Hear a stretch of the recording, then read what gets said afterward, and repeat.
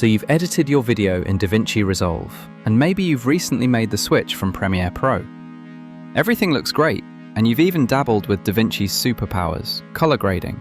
And now you just want one thing: a clean export that looks great on YouTube. In this video, I'll show you the best YouTube export settings in DaVinci Resolve, common export mistakes beginners make, and how to set up Resolve so it feels more like Premiere Pro. If you're coming from Premiere, this will save you a lot of frustration. The Deliver page is Resolve's export workspace. Think of it like Premiere's export window, but always open. To access it, click on the Deliver icon at the bottom. There are three main sections to the page. On the left, you choose how you're exporting. We have the export presets and settings. In the middle, we have the video preview and timeline. And on the right, we have the render queue with a list of the jobs sent to it. It's worth noting that nothing exports until you click Add to Render Queue and then Render All. That trips up almost everyone at first. So you want the best settings for YouTube. DaVinci Resolve helps us out here.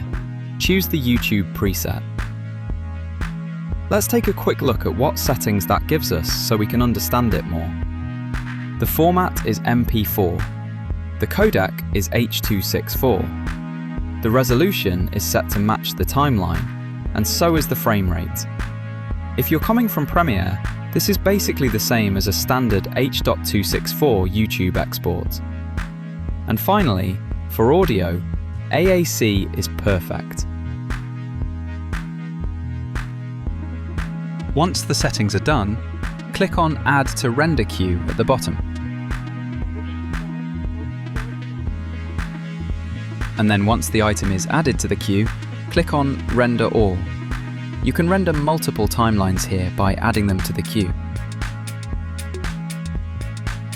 If your export looks choppy, your timeline frame rate probably didn't match your footage, and Resolve won't let you change it later.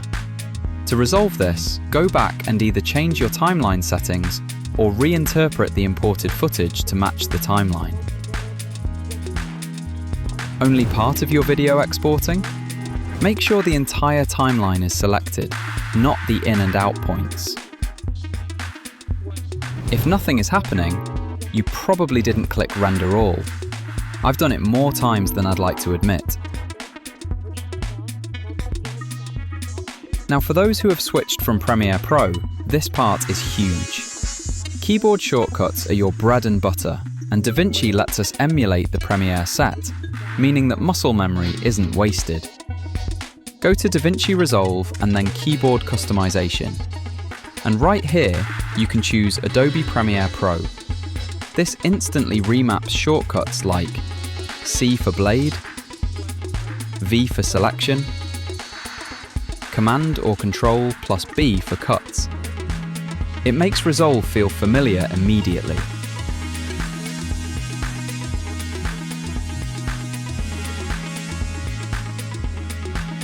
A few workflow tips that help Premiere users a lot. Use the Edit page for traditional editing. Use Cut page for fast YouTube social edits. Don't fight nodes. Take your time and learn them slowly. It's quite easy to get lost quickly. The color page replaces Lumetri entirely. Resolve feels weird for about a week, then suddenly everything clicks. You don't have to fully switch right away.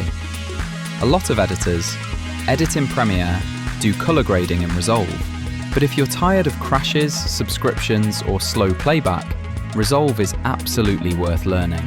Everything I've been through in this video is available in the free version of DaVinci Resolve.